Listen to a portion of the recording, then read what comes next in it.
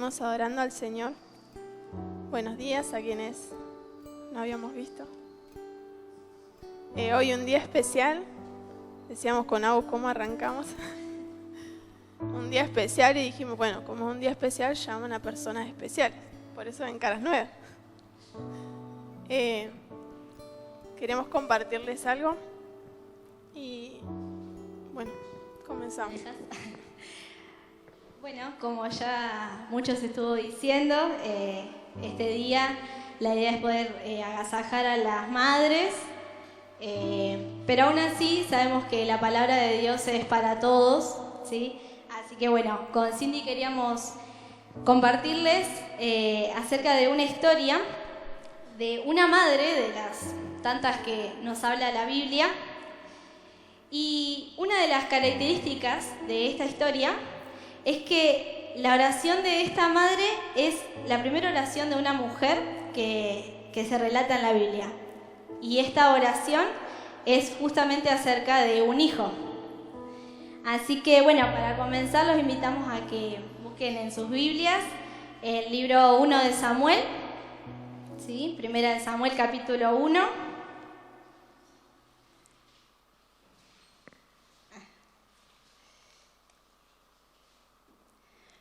Bien, por ahí es una historia muy conocida para todos, pero igual queríamos con Cindy poder darle una primer leída todos juntos, ¿sí? A este primer capítulo. Como por ahí estarán viendo, se trata de la historia de Ana, de la madre de Samuel, ¿sí? Así que bueno, si me acompañan, leemos. El versículo 1, empieza presentando a un hombre llamado Elcana y vamos a leer desde el versículo 2. Voy a ir salteando, así que bueno, ahí síganme. El versículo 2 dice acerca de Elcana: y tenía dos mujeres. El nombre de una era Ana y el de la otra Penina. Y Penina tenía hijos, pero Ana no los tenía. Vamos al versículo 4. Cuando llegaba el día en que Elcana ofrecía sacrificio, daba porciones a Penina su mujer y a todos sus hijos e hijas. Pero a Ana le daba una doble porción, pues él amaba a Ana, aunque el Señor no le había dado hijos. Y su rival la provocaba amargamente para irritarla, porque el Señor no le había dado hijos. Esto sucedía año tras año, siempre que ella subía a la casa del Señor. La otra la provocaba, y Ana lloraba y no comía. Versículo 9. Pero Ana se levantó después de haber comido y bebido en Silo, y mientras el sacerdote Elí estaba sentado en la silla junto al poste de la puerta del templo del Señor, ella, muy angustiada, oraba al Señor y lloraba amargamente.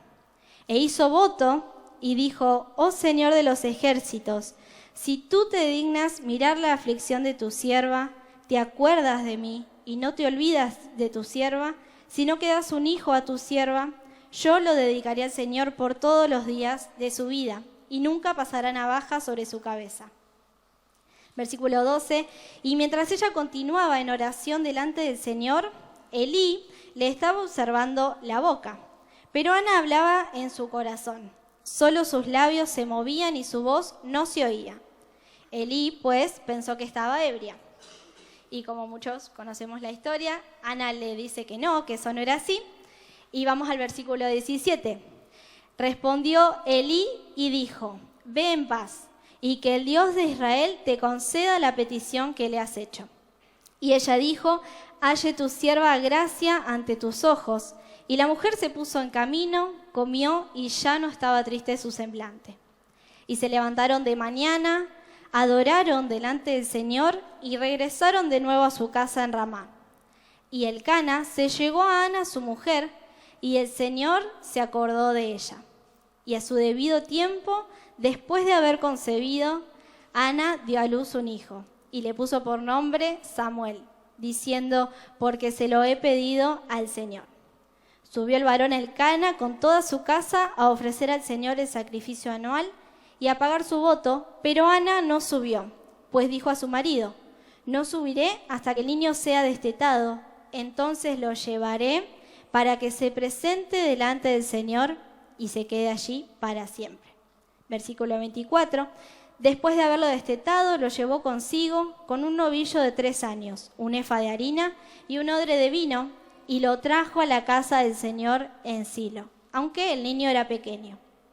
Y para terminar, versículo 27, por este niño oraba, dice Ana, y el Señor me ha concedido la petición que le hice, por lo cual yo también lo he dedicado al Señor. Todos los días de su vida estará dedicado al Señor. Y adoró allí al Señor. Oramos, ¿sí?, para entregar esta palabra al Señor. Señor, te agradecemos una vez más por esta mañana. Señor, te doy gracias por la vida de cada uno de mis hermanos que hoy están aquí. Señor, aún los que están en su casa escuchando, Señor. Oramos porque esta palabra, Señor, que hemos leído pueda dar fruto a nuestros corazones, Señor.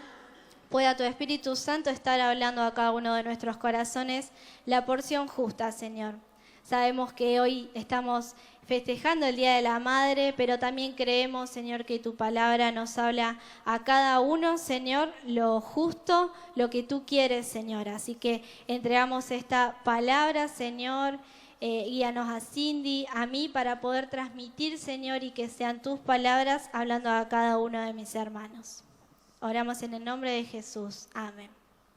Amén. Vamos a volver de nuevo al versículo 2 de este relato.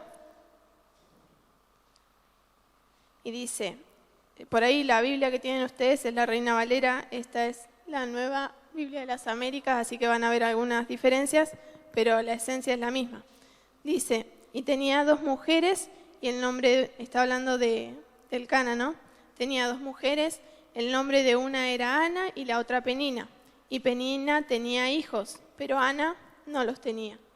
Cuando llegaba el día en que el Cana ofrecía sacrificio, daba porciones a Penina su mujer y a todos sus hijos e hijas.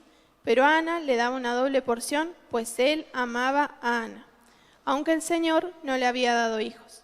Y su rival la provocaba amargamente para irritarla, porque el Señor no le había dado hijos.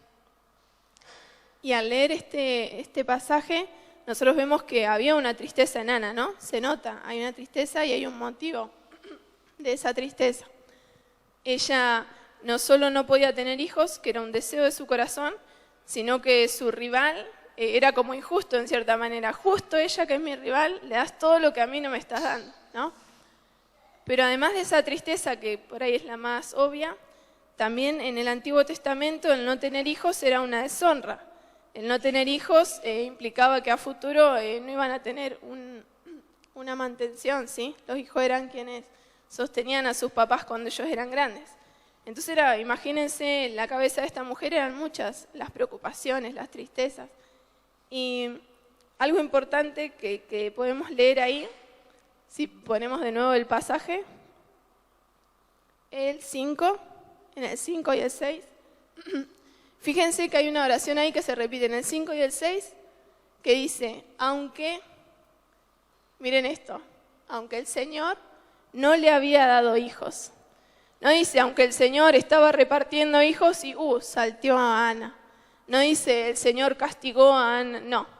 No, esta situación de Ana no se debía a un castigo, no se debía a que Dios se había olvidado de ella, sino que el Señor no le había dado hijos. Y podemos entender en este pasaje, y es algo que tiene que traer consuelo a las vidas, no solo en situaciones donde no puede haber hijos, sino en muchas situaciones, de que Dios es soberano, ¿sí? De que Dios es soberano y que cualquier situación que acontezca, la entendamos o no, Él está en control de esa situación. Nosotros habíamos puesto, la esterilidad de Ana estaba bajo el control soberano de Dios. Y parece loco o raro decir, Dios, justo esto tiene que estar dentro de tu soberanía. ¿No podía hacer otra cosa? No. Y tal vez lo que para Ana podía ser tristeza o un olvido de Dios, en realidad era tiempo que Dios estaba pasando bajo su control. Era tiempo que Dios tenía bajo su control. Y era tiempo y parte de los planes que Dios tenía para la vida de Ana. Y nosotros nombramos a Ana, pero hay muchas mujeres en la Biblia donde se relata esta situación, ¿sí? Y la soberanía de Dios la vemos a lo largo de toda la Biblia, no solo en estas situaciones. Y esto, bueno, decía, tiene que traer consuelo a las vidas de que Dios está en control de toda situación, la entendamos o no. Pero además, la palabra, además de traer consuelo, hay que entender que en esa soberanía es Dios quien da y es Dios quien quita. A veces queremos que Dios sea el que da, Dios da, pero Dios también quita. Y eso siempre es bueno. Miren toda la oración, Él da, Él quita, pero eso siempre es bueno, porque es parte de su plan. A veces nos toca esperar el tiempo en el que Dios cumple eso que anhelamos, pero a veces nos toca aceptar y abrazar esa soberanía de Dios y entender que forma parte de los planes de Dios esa situación. Y hoy hablamos a las mujeres, a las madres, pero repito que esto es para cualquier situación. Para los hijos de Dios, confiar en la soberanía de Dios. Y hay un pasaje re lindo que habla de esto también, que está en Isaías 55, 8, 9, que dice, y presta atención en esta versión como lo dice, porque mis pensamientos no son vuestros pensamientos, ni vuestros caminos, mis caminos, declara el Señor. Esto lo está diciendo el Señor. Porque como los cielos son más altos que la tierra, así mis caminos son más altos que vuestros caminos, y mis pensamientos más que vuestros pensamientos. ¿Vamos a entender todos los planes del Señor? No, pero descansemos en su soberanía, en que Él por algo lo hace. Y no es resignación, es entender y saber en el Dios en que confiamos. Esta historia, pensábamos también con Agus, hacemos énfasis en las mujeres que quieren hijos y no pueden, o en madres, pero hablábamos que hoy en día tal vez lo que se destila más o lo que se está volviendo más común es que las familias o las mujeres deciden no tener hijos, y es otra situación, ¿sí? Y ese no tener hijos puede ser por temores, puede ser porque no, ¿cómo voy a traer a alguien a este mundo para que sufra, para que viva estas situaciones?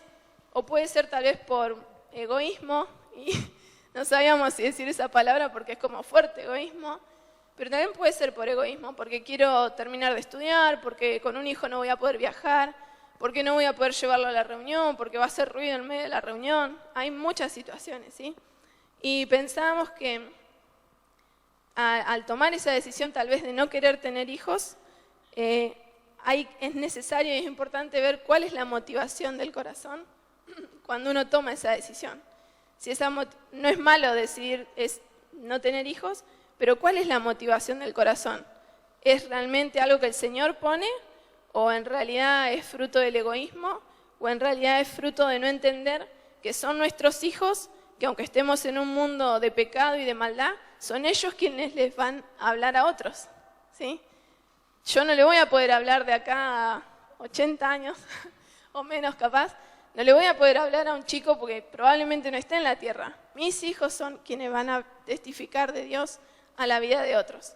Entonces, qué importante es esto también de poder criar hijos, y es bueno. Como hijos de Dios, nuestros hijos van a ser formados para que otras generaciones lleguen al conocimiento de la persona de Cristo. Bueno, siguiendo un poquito con el relato, ¿sí? Queríamos hablar también, bueno, un poco a los esposos, o no necesariamente a los esposos, pero sí a aquellas personas que están al lado de una mujer, de una madre, ¿sí? Y bueno, vamos a volver al versículo 7, donde dice que Ana lloraba y no comía, ¿sí? Esa tristeza que Cindy nombraba recién de esta mujer. Y fíjense el versículo 8, lo que dice. Entonces Elcana, su marido, le dijo a Ana, Ana, ¿por qué lloras y no comes? ¿Por qué está triste tu corazón? ¿No soy yo para ti mejor que 10 hijos? Y acá volvemos un poquito a lo que Cindy recién nos comentaba acerca de la importancia de los hijos en el Antiguo Testamento, en ese tiempo, ¿no? Ese sostén futuro para la familia y sobre todo los hijos varones que tenían mucho valor, ¿sí? Y esta esterilidad, esta imposibilidad de poder tener hijos, no era solo tristeza para Ana, ¿sí? No era solo amargura para ella, sino que también era un gran peso y incluso una deshonra para su esposo, para Elcana. Pero fíjense las palabras de su esposo, ¿no? La comprende, le pregunta, se preocupa, ¿por qué lloras? ¿Por qué no comes? ¿No soy yo para ti mejor que 10 hijos? Esta última pregunta que él le hace le demuestra a su esposa Ana cuánto la amaba, ¿sí? Él le está diciendo, mi amor puede sustituir ese valor que hoy los hijos no te pueden dar. Él iba a ser ese sostén que Ana necesitaría en un futuro. El amor y el apoyo de un esposo a su esposa es sumamente importante, ¿sí? Él debe ser sostén espiritual y tal vez físico también para que una madre pueda cumplir su rol. Una madre necesita siempre primeramente aferrarse a Dios, ¿sí? Y eso es cierto y no lo dudamos, pero cuán necesario es también tener a aquellas personas, tal vez un esposo, tal vez no, pero sí personas a su alrededor que sean ese sostén, que sepan aconsejar, sostener, ayudar a cada mujer, a cada madre, a desarrollar una maternidad que muestre a Cristo a los demás. Seguimos leyendo. En los siguientes versículos, el 9 y 10, se da toda una situación que Ana sigue hablando de su angustia. Y vamos al 11, que dice, e hizo voto y dijo, oh Señor de los ejércitos, si tú te dignas a mirar la aflicción de tu sierva, si te acuerdas de mí y no te olvidas de tu sierva, sino que das un hijo a tu sierva, yo dedicaré al Señor por todos los días de su vida y nunca pasará navaja sobre su cabeza. Pero Ana hablaba en su corazón. Y eso generó toda una situación de confusión, ¿cierto? Que ahí Elcana ella piensa que había tomado alcohol y en realidad no. Pasamos al 15. Y estos son los pasajes donde nos queremos centrar. Dice, pero Ana respondió y dijo, no, Señor mío, soy una mujer angustiada en espíritu. No he bebido vino ni licor, sino que he derramado mi alma delante del Señor. No tengas a tu sierva por mujer indigna, porque hasta ahora he orado a causa de mi gran congoja y aflicción. Respondió Elí y dijo, ve en paz y que el Dios de Israel te conceda la petición que le has hecho. Y ella dijo, halle tu sierva gracia ante tus ojos. Y la mujer se puso en camino, comió y ya no estaba triste su semblante. Acá podemos ver que el versículo arranca con una mujer triste, ¿no? Otra vez, una mujer triste, una mujer que no estaba comiendo, una mujer con un rostro que se notaba que había tristeza, ¿sí? No podía ocultarlo, no podía ocultarlo. Y si bien en este versículo y en el 7 que leía Agus, no dice Ana ayunó, sí dice que Ana no comía, y uno puede entender que ese no comer era una disposición que tenía ella, era un ayuno, ¿sí? Que ella tenía ante esa petición. Es como decir, Señor, mi petición es grande, yo voy a ayunar y voy a orar por esto. Y algo importante o lindo que leemos ahí es que dice, he derramado mi alma delante del Señor. Y hablábamos con Agus que ese he derramado mi alma, pensábamos en un vaso, una jarra, algo con agua, y no es que he derramado y es que tiré un chorrito, ¿sí? He derramado es, lo vuelco. ¿Queda algo en el vaso? No queda nada, lo vuelco. He derramado, he dado todo. Señor, todo lo que ella sentía, todo lo que pasaba, lo derramó delante del Señor, por ese pedido especial que ella tenía.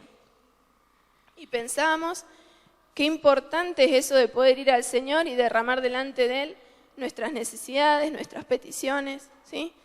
Y pensábamos que hoy en día, tal vez, y uno habla dentro del ámbito fuera de lo cristiano, mucho más, pero dentro del ámbito cristiano también, ¿cuántas veces derramamos nuestro corazón en lugares equivocados, ¿sí?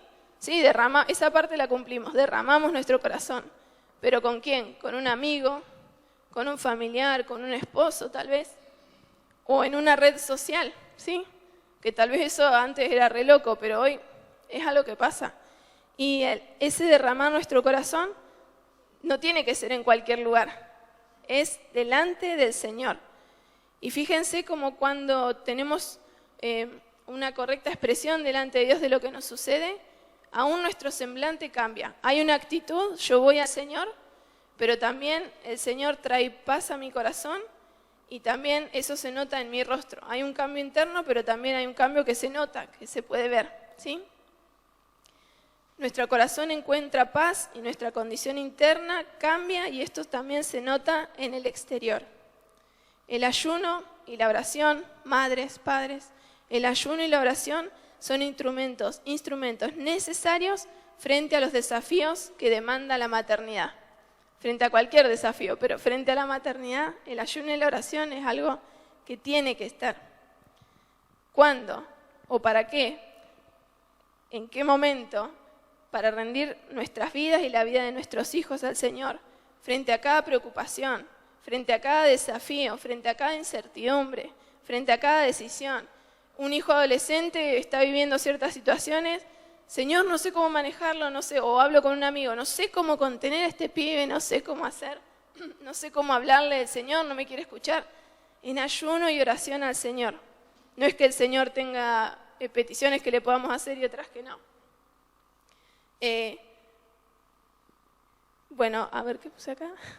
Cada decisión delante de Dios para crear hijos que vivan en este mundo, y miren qué importante esto, hijos que vivan en este mundo, no se van a ir a vivir a otro lado, pero que tengan vidas gobernadas por nuestro Señor.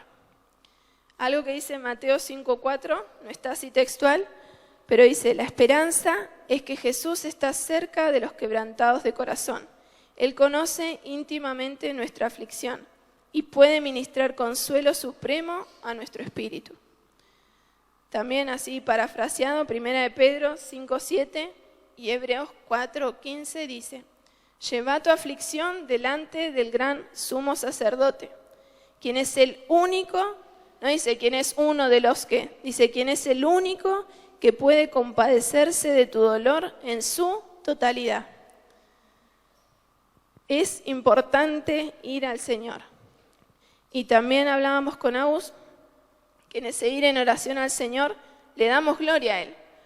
Y pensaba un ejemplo, si yo le estoy pidiendo algo al Señor, cuando yo recibo respuesta a eso, sea lo que pido o sea otra cosa, yo reconozco que fue la mano del Señor ahí.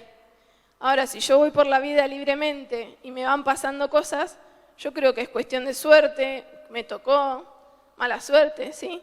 En cambio, cuando vamos en oración al Señor, lo glorificamos a Él porque entendemos que es su mano la que se movió a favor de nuestras vidas, ¿sí?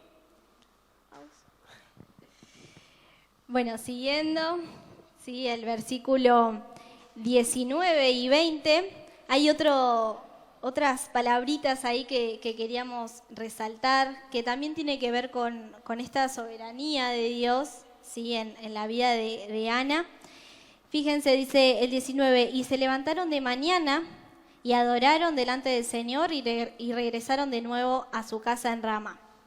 Y Elcana se llevó a Ana, su mujer, y el Señor se acordó de ella. Ahí ese se acordó nos puede parecer que está hablando de un Dios olvidadizo o de un Dios que estaba haciendo muchas otras cosas y, estaba Ana, ¿no? Puede parecer eso. Pero entendemos que la palabra no nos habla de eso, sino de que nos sigue hablando de un Dios soberano. Y justo fíjense, el 20 dice, y a su debido tiempo, ¿sí? El Señor nuevamente ahí hablándonos acerca de que Él tiene el control de las cosas y que a su tiempo, cuando Él quiere, cuando Él lo cree mejor y necesario, es ahí donde Él obra, ¿sí? A favor de sus hijos. Y quiero que sigamos un poquito más al 21 y al 22. Dice, subió el varón Elcana con toda su casa a ofrecer al Señor el sacrificio anual y a pagar su voto. Pero Ana no subió, pues dijo a su marido: no subiré hasta que el niño sea destetado. Entonces lo llevaré para que se presente delante del Señor y se quede allí para siempre. Pensábamos con Cindy, al leer una primera vez estos versículos, nos pareciera como que Ana deja a Dios por su hijo, ¿no? Como que ella pudiera pensar en: no tengo ganas de ir a la casa del Señor, tengo ganas de quedarme con mi hijo. O decir: yo ya hice voto con Dios, quiero aprovechar el tiempo que tengo con mi hijo. Pero entendemos a lo largo de todo lo que venimos hablando que el corazón de Ana no era de esta manera, ¿no? La devoción que ella muestra en estos versículos nos muestra un corazón rendido a Dios y que amaba pasar tiempo con Dios. Pero vemos también el corazón de una madre que anhelaba poder instruir a su hijo en los caminos del Señor. Y esta decisión que ella toma no es con un corazón desinteresado, sino todo lo contrario, interesado en justamente poder encaminar a su hijo, poder criar a su hijo en los caminos de Dios, ¿sí? Y quienes conocemos la historia de Samuel podemos dar fe de que esto fue así, ¿sí?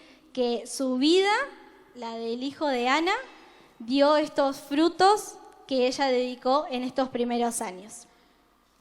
Vemos entonces la importancia del corazón de una madre cuyo principal propósito no fue tal vez cumplir un rito, una costumbre, sino que su propósito fue el de criar a un futuro hombre de Dios, entendiendo que un bebé, tanto como cualquiera de nosotros con muchos años, necesitamos de Dios, necesitamos de Cristo y de su evangelio.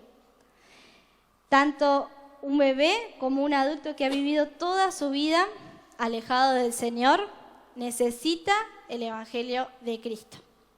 Y un proverbio que quería compartirles también, 22:6, dice: instruye al niño en su camino, y aun cuando fuere viejo, no se apartará de él. Ya casi vamos llegando al final del pasaje y vamos al 23, donde se habla del voto y la crianza de Samuel. El 23 dice: y Elcana su marido le dijo, le está diciendo a Ana, ¿no?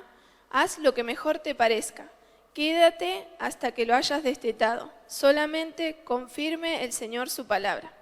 La mujer se quedó y crió a su hijo hasta que lo destetó. Y hay dos cosas acá importantes. Si bien acá en este versículo no habla del voto en sí, sí podemos ver más en los primeros versículos que Ana hace un voto, ¿sí? Hace como una promesa: Señor, voy a hacer esto. Y si vamos al Antiguo Testamento, a Números, que está antes, habla de los votos de las mujeres y habla de la responsabilidad que tienen los esposos en ese confirmar el voto que hace la mujer o en anularlo, ¿sí? La mujer hacía un voto que podía ser insensato o podía ser correcto, y el esposo, como estaba bajo la autoridad del esposo, podía decir, al escuchar ese voto, podía decir: bueno, no, lo cancelamos, no así tan así, más vale, lo cancelamos o seguí con tu voto. Y acá vemos que Elcana no hace nada de eso. Y le decía a Agus que por muchos años yo leía este pasaje de esta manera. Usted mire ahí su Biblia y dígame si no lo leyó así también. Y Elcana, su marido, le dijo, aún con esta expresión: haz lo que mejor te parezca. Como que Elcana le decía: ay, Ana, voy tu idea. Bueno, sí, haz lo que mejor te parezca, ¿sí? Así era como lo leía yo un montón de tiempo. Y en realidad, si seguimos leyendo, es una expresión de amor, es: haz lo que mejor te parezca. Y abajo dice: solamente confirma el Señor tu palabra.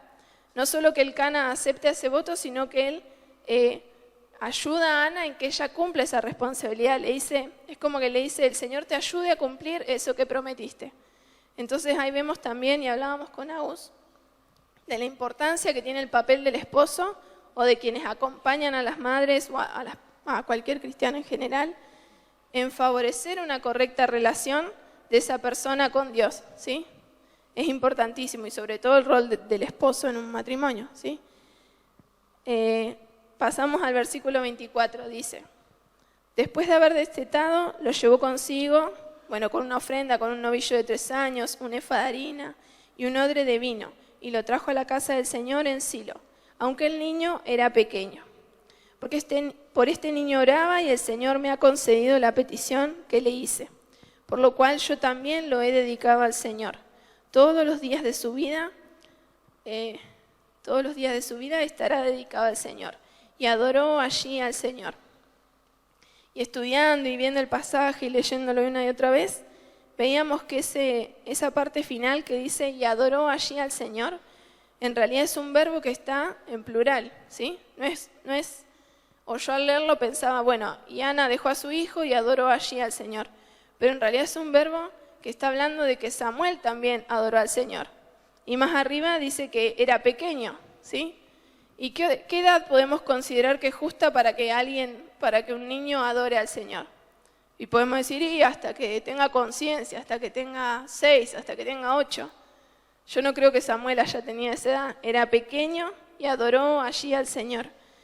Y esto de que Samuel adorara al Señor no es que era algo solamente que cayó del cielo, sino que él había recibido una enseñanza que marcó su vida y que nosotros podemos ver que la marcó a lo largo de toda su vida, ¿sí? Si leemos todo Samuel, vemos todas las cosas que él hizo y cómo sobre su vida habían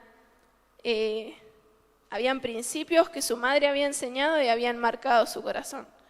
Entonces, qué importante, madres del corazón o madres de sangre, qué importante es la tarea que realizamos con nuestros hijos, de enseñar que santidad, dedicación, servicio, entrega, compromiso, qué importante compromiso, ¿sí?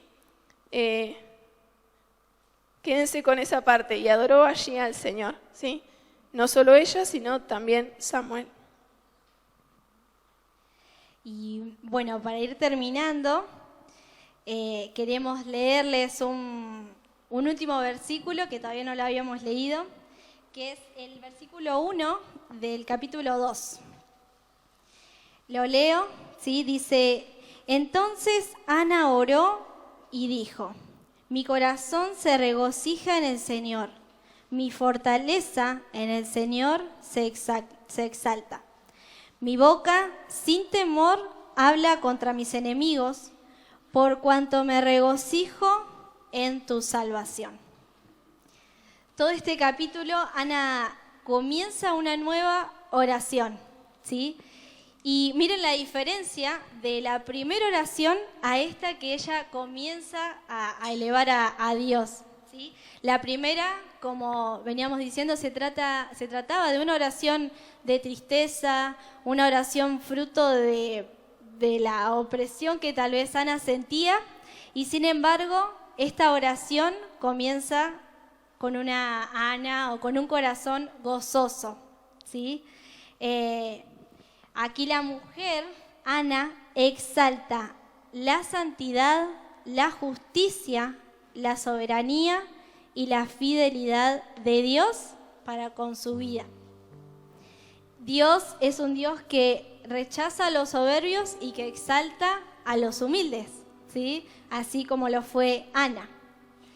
En las palabras que por ahí podríamos seguir leyendo, pero en las palabras que Ana ofrece ahora al Señor, podemos pensar, está hablando de Penina y de esa mujer que tanto la molestaba, la atacaba, y habla de su triunfo sobre ella, tal vez, ¿no? Por haber tenido un corazón humilde delante de Dios.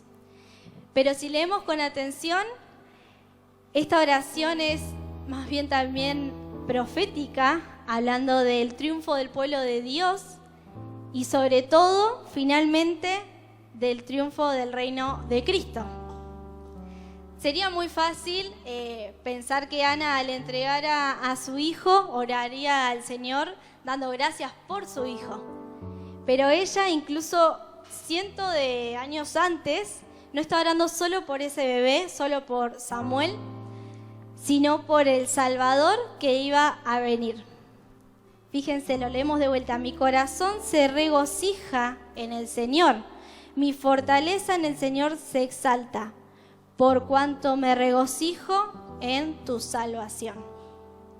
Ana recibió lo que anhelaba, recibió ese bebé, pero su regocijo no estaba en su hijo, sino en la salvación del Señor. Ella no se quedó con ese hijo por ese gozo que Él le trajo, sino que lo deja ir. Y al entregarlo a Dios, expresa un cántico que nos deja claro ver dónde ella estaba poniendo su confianza. Conocer a Cristo, el Evangelio, hace la diferencia en la vida de cualquier persona. Pero hoy podemos decir que hace la diferencia en la vida de una madre y en lo que todo su alrededor va a tener. Las mujeres, los hombres, cualquiera de nosotros, antes de ser lo que somos hijos de Dios. Y eso es lo que necesitamos. Nuestro pecado nos ha alejado de Dios.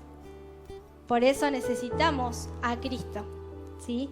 Y una vez que entendemos eso, es ahí cuando nuestro rol como madre, como padre, como hijo, como abuelo, es ahí cuando nuestro rol va a ser como tiene que ser, como Dios quiere que sea. Pensábamos que la historia de Ana siempre se cuenta como una mujer de fe y bueno, ese deseo del corazón que Dios cumplió. Pero a través de su vida podemos comprender más también acerca de la importancia de la maternidad. Y les leo algo porque quiero que salga así como lo escribimos. La maternidad es el medio por el cual Dios ha decidido llenar la tierra de habitantes. Fue un mandamiento que Dios le dejó a Adán y Eva, ¿sí? Pero más aún, es así como participamos de su plan de redención, al levantar generaciones de hijos que crezcan con temor de Dios y discípulos de Jesucristo.